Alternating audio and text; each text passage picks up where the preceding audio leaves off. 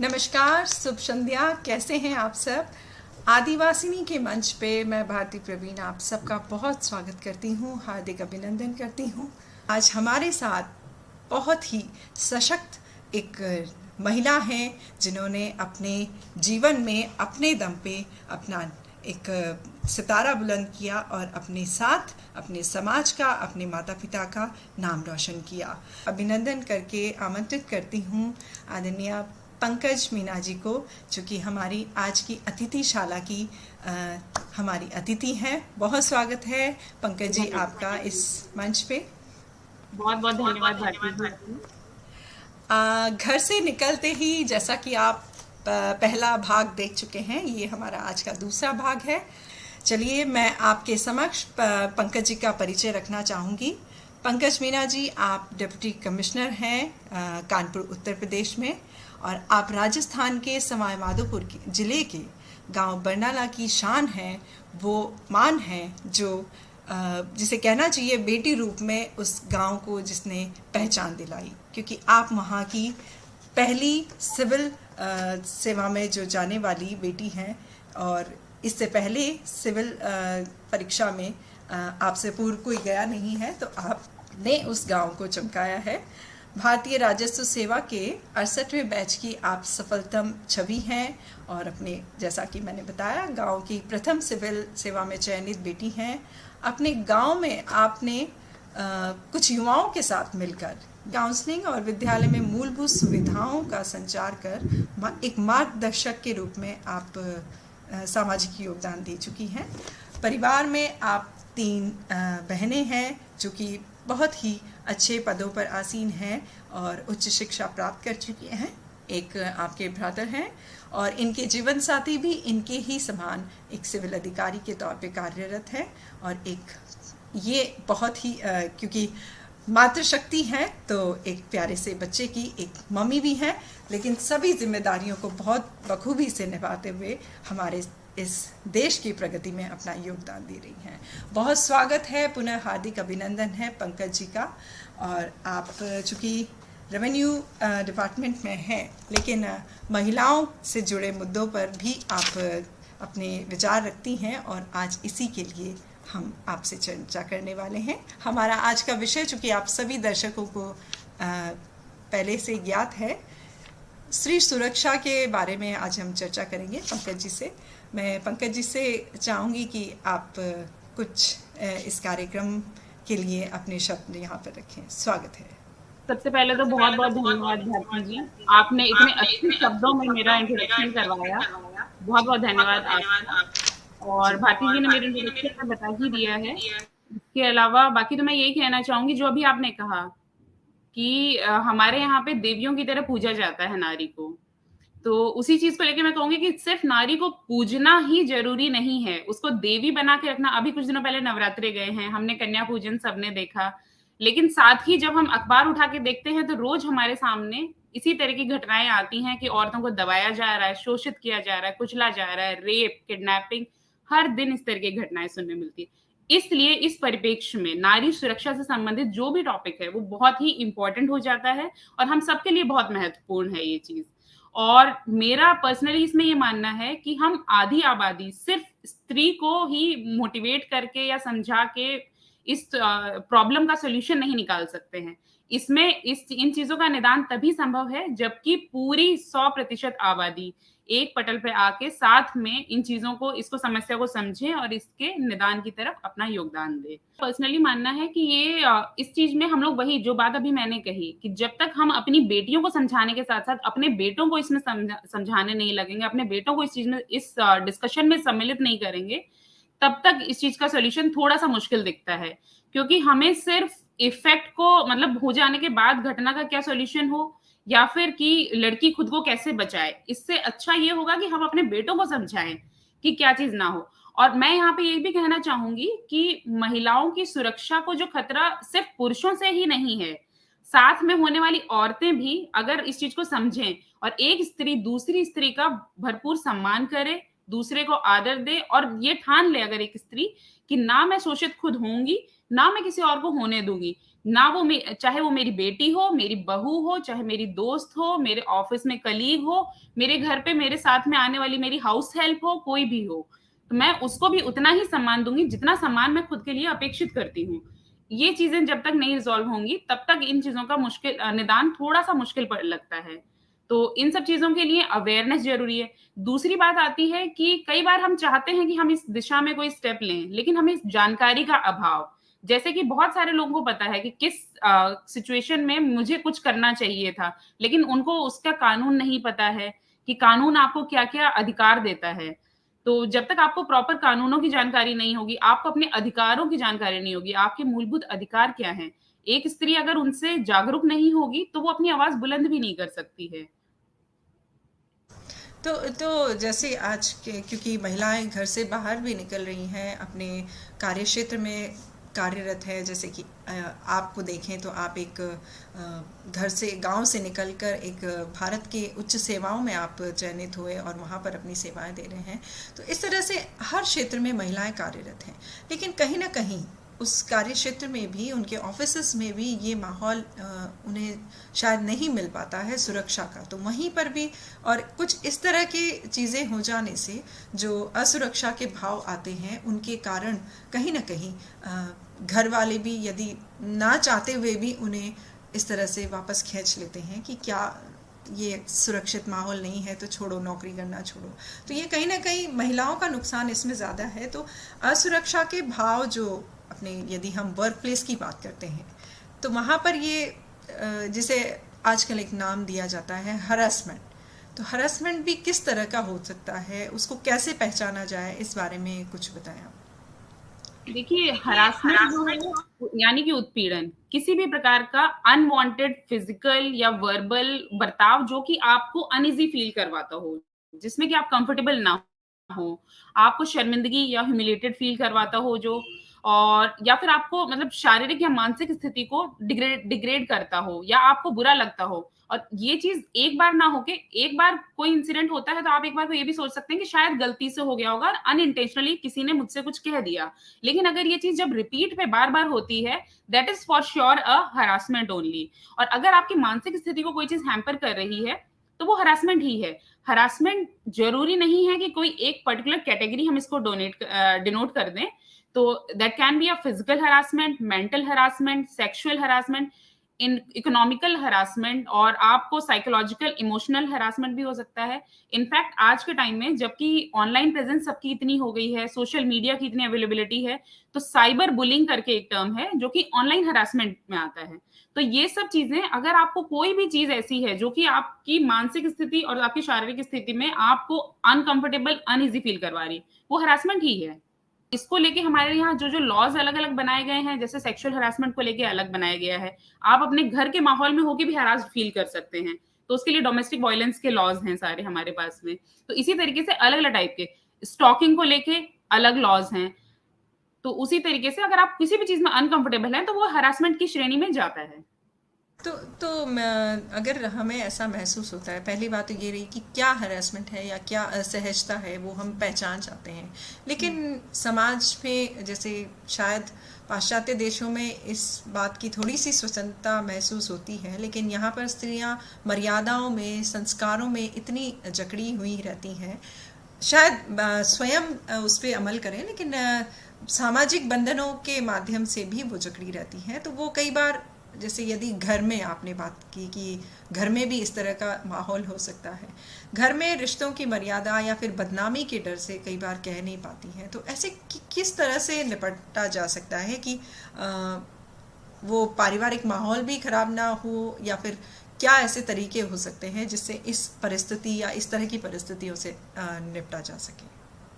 देखिए, इन चीजों के तरीकों के लिए तो एक इजियर वे, तो आप घर में खुद से ही खुद को स्ट्रांग जब तक सशक्त नहीं बनाएंगे, जिसके लिए मैंने पहले भी बोला कि घर की, परिवार की अगर दूसरी महिलाएं बाकी महिलाओं को सपोर्ट महिलाओं से करेंगे सहयोग। तो बहुत जी। लेवल पे अपने आप ही रिजॉल्व हो जाएगी।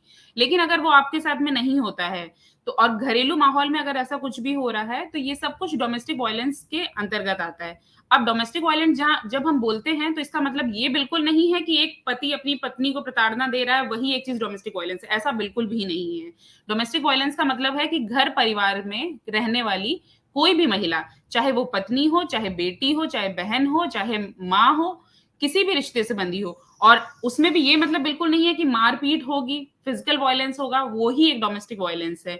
ये फिजिकल भी हो सकता है, वर्बल भी हो सकता है, जैसा मैंने पहले भी बताया, इकोनॉमिकल, इमोशनल, सेक्सुअल, किसी भी तरह का वायलेंस है तो ये डोमेस्टिक वायलेंस है। हमारा जो इंडियन कॉन्स्टिट्यूशन है वो अपने सेक्शन 198 के अंतर्गत, इसी के अंतर्गत बनाया गया है हमारा prevention of women from domestic violence act जो बनाया गया है, वो इसी के अंतर्गत बनाया गया है हमारा। तो हमारा कानून हमें पूरे अधिकार देता है। अब बात आती है कि शर्मिंदगी से बचने के लिए, तो इसके लिए आपको कहीं ना कहीं देखिए सशक्तिकरण खुद में लाना पड़ेगा, खुद में क्षमता डेवलप करनी ही पड़ेगी। मेरा एक किसी ने कहा है, मैंने कहीं पढ़ी है ये लाइन, कि सहनशील होना बहुत अच्छी बात है, परंतु अन्याय के खिलाफ आवाज उठाना और भी अच्छी बात है, और वो आपको करनी ही पड़ेगी। इसके लिए हमारी गवर्नमेंट ने इतनी सारी फैसिलिटीज दी हैं बहुत इजी तरीके से, चाहे वो इमरजेंसी हेल्पलाइन नंबर्स हों जो कि डायल 112 के थ्रू होती है हमारी, या फिर अब कई चीजों में ऐसा है कि अगर आप किसी चीज से एक्सप्लॉइटेड हैं तो एक औरत की डिग्निटी और उसकी आइडेंटिटी, ये सबसे इंपॉर्टेंट वरीयता देते हुए ये कहा गया है कि ये नहीं कहा जा सकता कि आपके साथ जब ये इंसिडेंट हुआ तभी आपने क्यों नहीं इसके खिलाफ कंप्लेन करी। आप इसके खिलाफ डिलेड कंप्लेन्स भी फाइल कर सकते हो। तो शायद ये कुछ महीनों पहले या कुछ एक आध साल पहले मी टू मूवमेंट चला था जिसमें हाँ, पुरानी हरासमेंट्स को शायद किया था। बट मीटू में और कानूनी चीजों में फर्क ये था कि मीटू में बस स्त्रियां मुखर होके एक दूसरे के सामने आ रही थी, अपनी व्यथाएं सामने रख रही थी, जिससे कि उनका कॉन्फिडेंस बढ़ रहा था। बट जो अगर आपने सोशल मीडिया पे कहीं कुछ बोला है या बाहर कहीं कुछ बोल रहे हैं तो उस पर कोई लीगल एक्शन नहीं लिया जा सकता है। वो इसलिए नहीं लिया जा सकता जब तक आपकी कंसेंट नहीं होगी, आप कंसेंट नहीं देते हो, आप खुद कंप्लेन नहीं करते हो, उस पर कोई एक्शन नहीं लिया जा सकता। वो बस एक आपके कॉन्फिडेंस बूस्टिंग के लिए अच्छा है, आपकी एक मेंटल हेल्थ के लिए अच्छा है कि आपने अपने अंदर से वो भावनाएं निकाल के बाहर कर दी, वो उसके लिए अच्छा है। बट जहां बात आती है कि अगर आपको लगता है कि हाँ you have to set an example और आपके साथ इतना गलत हुआ है, आपको न्याय के खिलाफ आवाज उठानी चाहिए, तो आपको लीगल चैनल्स का ही सहारा लेना पड़ेगा। उसके लिए हमारे पास में जैसे कि नेशनल कमीशन ऑफ वुमेन है, राष्ट्रीय महिला आयोग है, वो बहुत अच्छी सुविधाएं प्रदान करवाता है। हमारी जो ministry of women and child development है, उसके अंतर्गत कई सारी इस तरीके की एसोसिएशंस हैं, जैसे कि वन स्टॉप सेंटर एक नए बनाए जा रहे हैं अभी।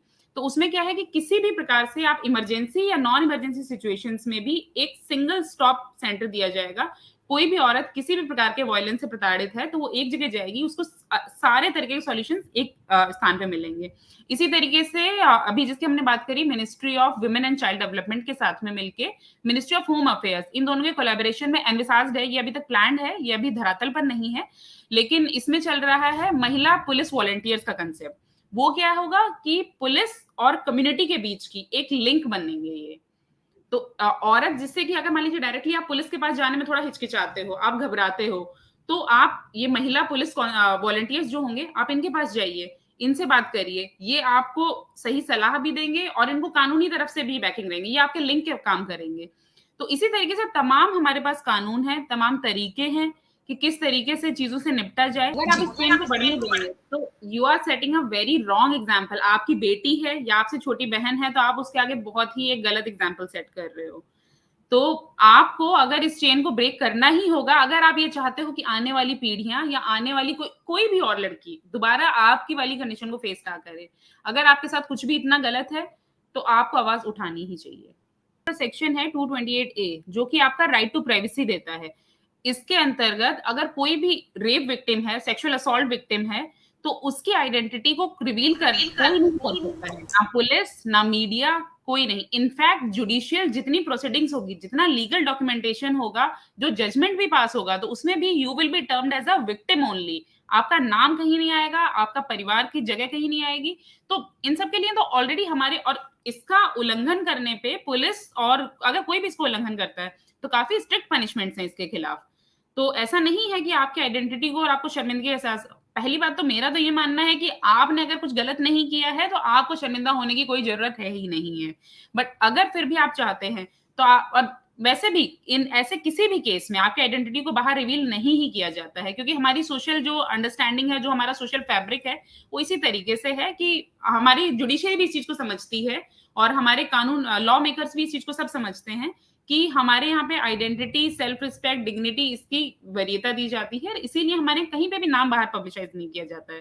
तो आप एनोनिमस रह के अपनी कंप्लेन रख सकते हैं, और जो आपको सिक्योरिटी, और जो आप कह रहे हैं कि महिला कांस्टेबल के सामने, तो इस तरीके के तमाम कानून है हमारे पास में कि अगर एक महिला के साथ में, चाहे वो विक्टिम हो चाहे अक्यूज्ड के फॉर्म में जा रही हो, तो अगर आपका कोई भी लॉ एनफोर्समेंट एजेंसी इसके साथ कोई भी इंटरेक्शन है, तो उसमें आपको महिला कांस्टेबल या महिला पुलिस ऑफिसर के साथ ही आपको रखा जाएगा, और उससे so that you can feel secure and safe and confident enough to tell whatever you want to से।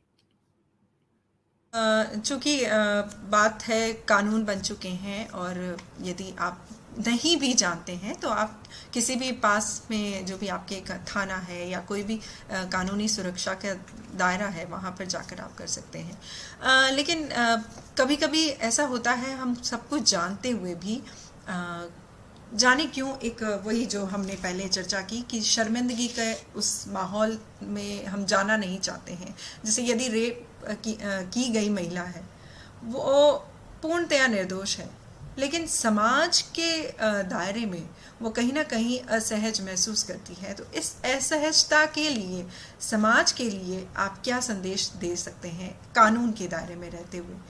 मैं थोड़ा सा समाज के लोगों के लिए भी ये कहना चाहूँगी, क्योंकि विक्टिम अपनी जगह है और जो हैरेस हुआ वो अपनी जगह है, लेकिन समाज के नागरिक होने के नाते हमारा क्या दायित्व बनता है? हमारा ये दायित्व बनता है समाज के नागरिक होते हुए कि हम इन लोगों को इतना अच्छा सपोर्ट और संबल प्रदान करें कि उनको ये लगे ना कि हम कुछ अलग है, कि अब मेरे साथ कुछ गलत हुआ है। आप उसको अगर बेचारी की नजर से देखोगे तो वो और ज्यादा ह्यूमिलेटेड फील करेगी। उसको बेचारी की नजर से मत देखिए, उसको हिम्मत दीजिए। उसके साथ में अगर आपके आसपास कोई भी है जिसके साथ में कुछ गलत हो रहा है, तो आप उसकी, अगर आप उसकी हिम्मत बनेंगे, आप उसको सपोर्ट करेंगे, तो आप उसके लिए ही अच्छा कर रहे हैं और उसको एक कॉन्फिडेंस दे रहे हैं। और आप अगर उसको ये एहसास दिलाते हैं कि हाँ, मैं हर कंडीशन में आपके साथ हूँ, उसको, आपको जो जो लॉज पता है आप उसको बताइए कि देखो इस तरीके से you will always be protected, मतलब कानून के दायरे में रहते हुए ही, तो उस केस में भी काफी उनका फायदा होगा। दूसरी चीज, अगर हम इन बातों को, जैसे आजकल हर चीज के लिए कहा जाता है कि टू नॉर्मलाइज दिस थिंग, तो अगर हम इस तरीके के डिस्कशंस को अगर हम नॉर्मलाइज करें अपने परिवार के माहौल में, आज की तारीख में मेरा बेटा और मेरी बेटी अगर मेरे सामने साथ में बैठे हैं और मैं उनके साथ में ये डिस्कशन कर पा रही हूँ, that means I am normalising these things. तो कल को अगर मेरी बेटी के साथ कुछ गलत होता है तो वो आगे मुझे बताएगी, वो मुझे बताना पसंद करेगी, और मेरा बेटा भी इतना सेंसिटाइज होगा इस बात को लेकर कि वो बाहर जाके किसी के साथ में कोई गलत हरकत नहीं करेगा। ये बहुत खूबसूरत बात है, और ये मैं अपना भी उदाहरण इसमें रखना चाहूँगी। मेरा बेटा बड़ा है, छोटी बेटी है। बेटे को पहले ये सिखाया जाता है कि तुम अगर अपनी बहन का सम्मान करते हो तो सबसे पहले अपने जो साथ में पढ़ने वाली लड़की है उसका भी उतना ही सम्मान करोगे, तभी वो सार्थक होगा। तो ये बहुत समाज को बदलने के लिए ये दृष्टिकोण हर घर में आना चाहिए, क्योंकि बेटियां तभी सुरक्षित महसूस कर सकती हैं। इसमें हमारी एक बात निकली थी कि घरेलू हिंसा सामान्यतः लगभग हर दूसरे तीसरे घर में देखने को मिलती है। ये बात सिर्फ ग्रामीण घरों तक ही सीमित नहीं है, ये शहरों में भी, पढ़े लिखे परिवारों में भी, और पढ़ी लिखी जो जॉब करती हुई महिलाएं हैं उनमें भी देखने को मिलती हैं। तो कानून जैसे जो सरल माध्यम क्या हो सकता है घरेलू हिंसा से बचाव का? क्या एफआईआर करके ही बचाव किया जा सकता है, या फिर किस तरह से हम घरेलू हिंसा को भी इसमें जोड़ सकते हैं, हरासमेंट या इस स्थिति को? नहीं, आप अगर इस चीज में एफआईआर वाले लीगल केसेस में अगर आप नहीं जाना चाहते हैं, लीगैलिटीज में, तो आप ये भी कर सकते हैं, जैसे कि नेशनल कमीशन फॉर वुमेन की हम बात कर रहे हैं, तो उनके साथ में आप उनकी सेवाओं को लीजिए कि उनके जो ग्रुप्स बनते हैं, सोशल ग्रुप्स होते हैं जो कि आपको एक स्त्री शक्ति प्रदान करते हैं, और साथ में आपके साथ में एक फिर बेसिकली बात आ जाती है फिर आपकी मेंटल वेलबींग की कि आप उस चीज से कैसे निकलो, आपको एक सपोर्ट सिस्टम रहे उस चीज में, और इसी के साथ में आप अपनी मेंटल वेलबींग रखते हुए सामने ये क्रिस्टल क्लियर मैसेज प्रोवाइड करवा सकें जो भी आप पे हिंसा कर रहा है, चाहे वो आपके घर में आपके बड़े हों, परिवार की औरतें हों, चाहे आपके हस्बैंड हो, चाहे इन लॉज हो, कोई भी हो, अगर वो आपके साथ में किसी भी प्रकार हिंसा का व्यवहार कर रहे हैं, तो उनको भी ये क्रिस्टल मैसेज जाना जरूरी है कि देखिए एक सीमा तक ही इसको सहा जाएगा। वही बात मैं फिर से दोहराना चाहूंगी, सहनशीलता अच्छी बात है, लेकिन जुल्म के खिलाफ आवाज उठाना उससे भी अच्छी बात है। तो जब तक ये मैसेज सामने वाले को क्रिस्टल क्लियर जाए, और दूसरा आप अपने आप में इतना स्ट्रांग फील करें कि अभी मैं इस चीज को सह रही हूँ, और जब मुझे लगेगा कि I can not bear it any more, तो I will walk out of this thing. तो उन चीजों के लिए आपके लिए जरूरी होता है कि आप इस तरीके के सोशल ग्रुप से जुड़ें, जो कि आपको एक सपोर्ट सिस्टम प्रोवाइड करवा सकें। तो हमारी आज की चर्चा दरअसल बहुत सीमित समय के लिए ही रही, और इसमें कानून और क्या नियम है और किस प्रकार से हम अपनी मदद खुद कर सकते हैं, इन सब के बारे में पंकज जी से हम जान रहे थे। लास्ट में आप सबके माध्यम से मैं पंकज जी को धन्यवाद भी दूंगी, और ये भी कहना चाहूँगी कि ये बहुत एक कहना चाहिए कि बहुत बड़ा विषय है, जिस पे हम शायद अनंत चर्चा कर सकते हैं, क्योंकि हर स्त्री के अलग अलग मुद्दे हो सकते हैं, अलग अलग सुरक्षा के भाव हो सकते हैं, अलग अलग उसकी प्रताड़नाएं हो सकती हैं, लेकिन एक मानवता जो होती है वो सब में एक है, ईश्वर का सब में निवास होता है। तो कम से कम अपने भीतर के मानव को जगा कर रखें, तो शायद हम इन क्रूरताओं को थोड़ा कम कर पाएंगे। और स्त्रियों के लिए, जैसा आपके पंकज जी कह रहे थे, कि स्त्री से स्त्री का जो संघर्ष है वो ज़्यादा है, क्योंकि अगर हम एकजुट हो जाते हैं, ये हाथ की पांचों उंगलियां यदि एक साथ बन जाती हैं तो वो मुट्ठी कहलाती है, और मुट्ठी को तोड़ने का दम किसी में शायद ही होता है। तो हमें एक साथ आना होगा, अपने प्रति जागरूक होना होगा, अपने स्वयं के अधिकारों को जानना होगा, और साथ ही कानून के उन सभी सुविधाओं को हम ले सकते हैं जो आपके अपने लिए बनाई है, महिलाओं के लिए। बहुत धन्यवाद आपका पंकज जी इस कार्यक्रम के लिए, अपना अमूल्य समय निकालने के लिए, और आपने बहुत अच्छी जानकारी हमारे मध्य रखी, और आशा है भविष्य में आपसे हम और इस प्रकार की जानकारियां लेते रहेंगे, और इस कार्यक्रम में आपके समय को हम लेते रहेंगे, क्योंकि घर से निकलते ही संभावनाएं बहुत होती हैं, इसलिए हमें कम से कम अपने लिए जागरूक होना होगा। शुभ संध्या, शुभ रात्रि, और बहुत बहुत धन्यवाद हमारे साथ जुड़े रहने के लिए। धन्यवाद।